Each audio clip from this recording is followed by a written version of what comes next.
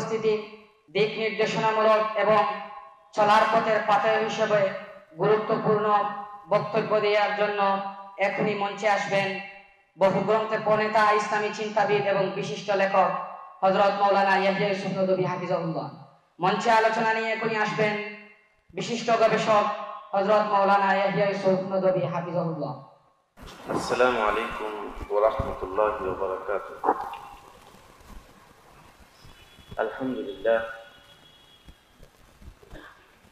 আলহামদুলিল্লাহি রাব্বিল আলামিন ওয়াল আকিবাতু লিল মুত্তাকিন ওয়া লা উদওয়ানা ইল্লা আলাজ জালিমিন। আজকের এই শীতের সন্ধ্যায়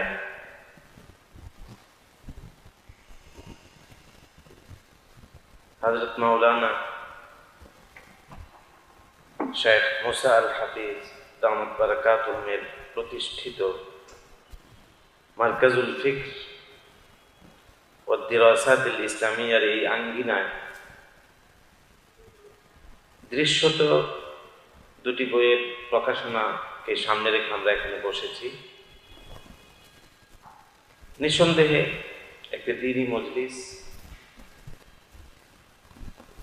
এখানে আসতে পারাটা, বসতে পারাটা একটি সৌভাগ্যের বিষয়। আলহামদুলিল্লাহ। আমি এখানে এসেছি এই মাহাদের টানে, ভাই শেখ মুসা আল হাফিজের মহব্বতে, তার চিন্তাকে, দর্শনকে স্বাগত জানাতে এবং একথা বলতে যে আপনার এই ছোট্ট আঙ্গিনা একদিন পল্লবিত হবে, প্রসারিত হবে এবং এ লক্ষ্যে হাতে গোনা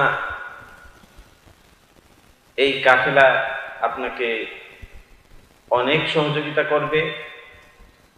313 জনের সেই বদরি কাফেলার ভূমিকায় অবতীর্ণ হবে ইনশাআল্লাহ।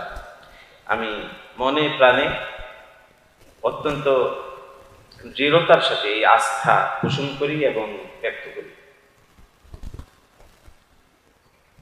ধর্মহীন, ধর্মবিশ্বাস এবং সিরাতে রাসূল এই অনুদিত গ্রন্থ দুটির মূল কিতাবের সাথে আমার অনেক আগেই পরিচিতি হয়েছে।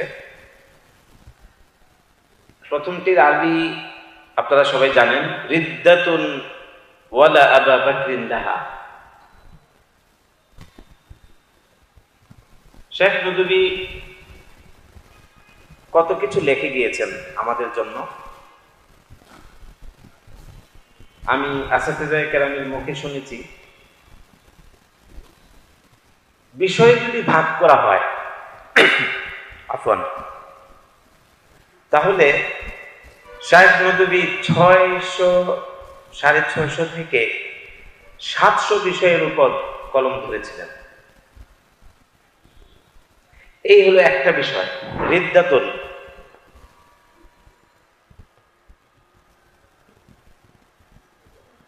বিশ্বাস বদলে যাওয়া, চিন্তা বদলে যাওয়া, বিকৃত হয়ে যাওয়া, বিশ্বাস নষ্ট হয়ে যাওয়া। নাম তো মুসলমানের, কিন্তু কাজ অমুসলমানের। লেখা তো মুসলমানের, কিন্তু চেতনা শত্রুদের, বামদের। এটা আসলে কেন হয়? অনেক লম্বা আলোচনা। এটা আসলে হয় ইরতিদাদের কারণে, রিদ্দাতের কারণে। কখনো অবচেতনে হয়ে যায় এটা, কখনো বিভিন্ন অপসংস্কৃতির আগ্রাসনের কারণে হয়ে যায়। আমরা উদাস, অসচেতন, অসতর্ক, কিন্তু এগুলো ঘটে যাচ্ছে। বর্তমানে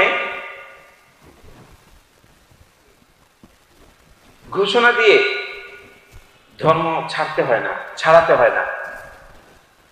শুধু সাংস্কৃতিক আগ্রাসনের বেড়াজালে তাকে, ফাঁদে তাকে ফেলে দিতে পারলেই আস্তে আস্তে সে বিলীন হয়ে যায়। আমরা তো আসলে মাদ্রাসায় পড়ে মনে করি বেশ আছে চমৎকার, না, শুধু মাদ্রাসার বেষ্টনীকে নিয়ে সন্তুষ্ট থাকলে দ্বীপবন্দী হয়ে যেতে হবে, জাজিরায় চলে যেতে হবে। জাজিরাবন্দী হওয়াটা কি প্রত্যাশিত আমাদের জন্য? আমরা কি জাজিরার মানুষ? ওমা আরসালনাকা ইল্লা রাহমাতাল লিল আলামিন। আল্লাহ রাসূল পৃথিবীতে এসেছেন সারা পৃথিবীর জন্য, বিশ্বনবী তিনি। আমাদের চিন্তা, আমাদের চেতনা, আমাদের কুরআন, আমাদের ভাষা সবকিছু বিশ্বকেন্দ্রিক। বিশ্বায়ন আমাদের মিশন হওয়া উচিত, কিন্তু আশপাশে কি ঘটছে, প্রতিবেশে কি হচ্ছে, আমরা খবর রাখার কোনো প্রয়োজনীয়তা অনুভব করি না। নিজেকে নিয়ে ব্যস্ত থাকি আর ভাবি আমি যুগের ইমাম গাজ্জালী, আমি যুগের সেরা লেখক, সেরা সাহিত্যিক, সেরা মুহাদ্দিস। না, পড়তে হবে শায়খ নদভীকে এবং এ ধরনের আরো অনেক মনীষীকে। রিদ্দাতুন ওয়ালা আবা বাকরিন, এই যে বলা হয়েছে ওয়ালা আবা বাকরিন, আরবি ব্যাকরণের ছাত্ররা এখানে জানেন, লাই নফি জিন্স ওয়ালা আবা বাকরিন লাহা, কোনো আবু বকর নেই। আবু বকর তো একজন ছিলেন, আল খলিফাতুল আউয়ালুর রাশিদ, কিন্তু তিনি কি শুধু ইবনে কুহাফা ছিলেন? তিনি কি শুধু প্রথম খলিফা ছিলেন? না, তিনি আমাদেরকে একটা চেতনা, একটা দর্শন দিয়ে গেছেন যে যদি কেউ বলে যাকাত দেব না, তাহলে তার বিরুদ্ধে আমি যেমন লড়েছি তোমাদেরকেও লড়তে হবে। অনাগত ভবিষ্যতে বলতে হবে আমার ভাষায়, আইয়ুম ফাসুদ্দিন ওয়া আনা হাইয়ুন, আমি বেঁচে থাকতে দিনের ক্ষতি হবে অসম্ভব। এই কণ্ঠ বলিষ্ঠভাবে উচ্চারিত হতে হবে কিয়ামত পর্যন্ত। আবু বকরের সদস্য, উত্তরাধিকারী থাকতে হবে। কারা হবে আমরা ছাড়া? বলুন, আর কে হবে? আপনারা না হলে? একটু জোরে বলবেন, হবেন কিনা? ইনশাআল্লাহ। আমি আসলে এত লম্বা আলোচনা করার জন্য আসিনি, আমি মুসা আল হাফিজ ভাইয়ের আলোচনা শুনতে এসেছি মূলত। আমি সংক্ষেপে আমার বিষয়টাকে একটু গুছিয়ে কথা শেষ করে দিচ্ছি। আম্মার আব্দুল্লাহ লেখক হয়ে গিয়েছে, তাকে অভিনন্দন জানাচ্ছি। আমাদের সামনে তার দুটি অনুদিত গ্রন্থ। এই বইটার সাথে আমার কিছু স্মৃতি রয়েছে। এই স্মৃতিকে কেন্দ্র করে আমি দু একটা কথা বলবো বন্ধুদের উদ্দেশ্যে। যে একজন মানুষ যদি লিখতে চায়, লেখা শিখতে চায়, তাহলে তার কিভাবে অগ্রসর হওয়া উচিত, কি করা উচিত, এর একটা ছোট্ট চিত্র আমি এই লেখকের মধ্যে দেখেছি, আম্মার আব্দুল্লাহর মধ্যে দেখেছি। তার সাথে আমার বিশেষ কোনো পরিচয় ছিল না, রহমানিয়ায় পড়াশোনা করতো, আমাকে একটু জানতো। হঠাৎ করে একদিন যোগাযোগ হলো, বলল যে একটু আসবো, কথা বলবো। আসলো, কথা বলল। রিদ্দাতুন ওয়ালা আবা বাকরিন লাহা এর তরজমা হাতে, পাণ্ডুলিপি হাতে। বলুন আমাকে কি করতে হবে? বলল যে এই বইটা একটু দেখে দিতে হবে। আমি বললাম তো মুশকিল, অনেক ব্যস্ততার ভিতরে থাকি, এত বড় একটা পাণ্ডুলিপি আমি কেমনে দেখব?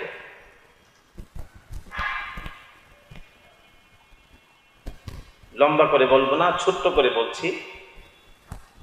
আমার অনেক নার ভেতরে তার এই যে ইচ্ছাটা একটু দুর্বল হয় নাই। না হুজুর, আপনাকে একটু দেখে দিতে হবে। আচ্ছা, তো আমি কখন দেখবো? আমার তো সময় নেই। আমি সময়টা আপনাকে বলি, আমার রুটিনটা এরকম। আমাকে সময় দেন আপনি, তাহলে আমি দেখব। প্রতিদিন আপনি 10 মিনিট করে দেখেন। মাদ্রাসা থেকে যখন বাসায় যাবেন তার আগে আমি চলে আসবো, আপনি 10 মিনিট থেকে চলে যাবেন, আমি প্রতিদিন আসবো। এইভাবে চললো কিছুদিন, পরে আমি হতাশ হয়ে বললাম, ভাই আর পারবো না, যতটুকু হয়েছে সবর করেন। আমি একজন লেখকের সংকল্প, প্রতীতি, আত্মবিশ্বাস, প্রতিজ্ঞা এর গল্প বলছি।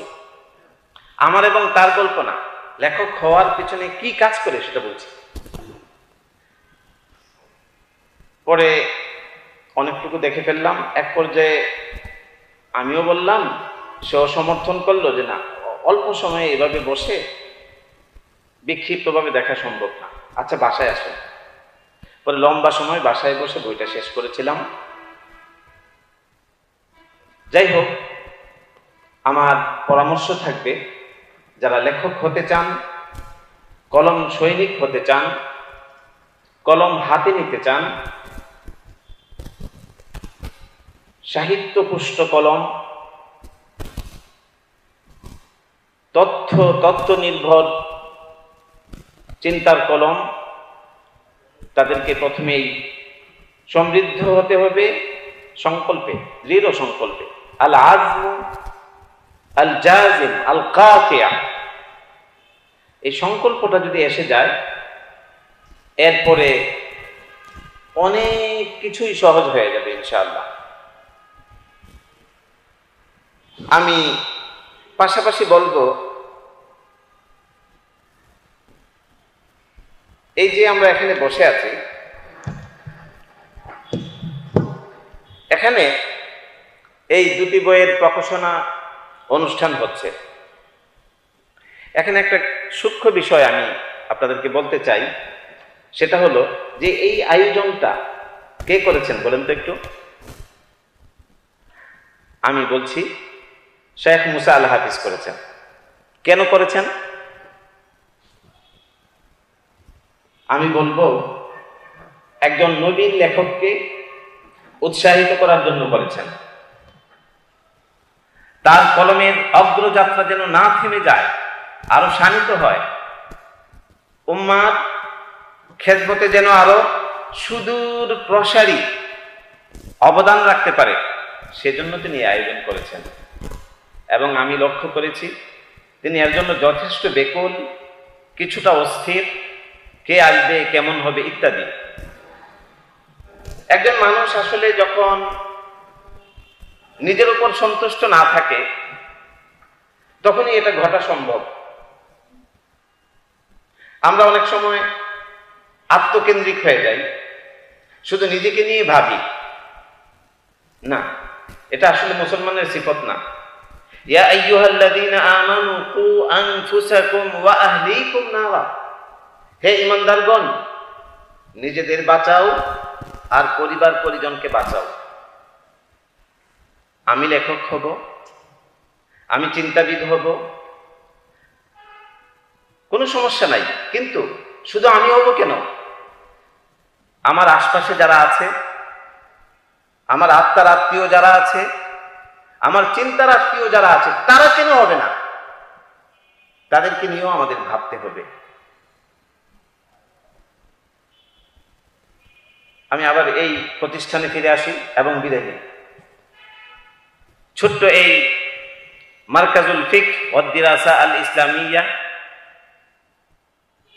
এমনই একটা স্বপ্ন আমাদেরকে দেখাচ্ছে যে মাদ্রাসার ছেলেদেরকে শুধু দর্শিয়াতের মধ্যে সীমাবদ্ধ থাকলে চলবে না, শুধুই লেখলে চলবে না, ভাবতে হবে নিজেকে নিয়ে, প্রতিবেশকে নিয়ে, দেশকে নিয়ে, বিদেশকে নিয়ে, পুরো মুসলিম উম্মাহকে নিয়ে। এবং ভাবতে হবে ইসলাম পৃথিবীতে এসেছে শুধু বিজয়ের জন্য, পরাজিত হওয়ার জন্য নয়। আল হাক্কু ইয়ালু ওয়া লা ইউলা আলাইহি, হক সবসময় বিজয় লাভ করবে, এটা হকের চরিত্র। হক কখনো পরাস্ত হতে পারে না, পরাজিত থাকতে পারে না। এই মাহাত আমাদেরকে সে স্বপ্ন দেখাচ্ছে। আমি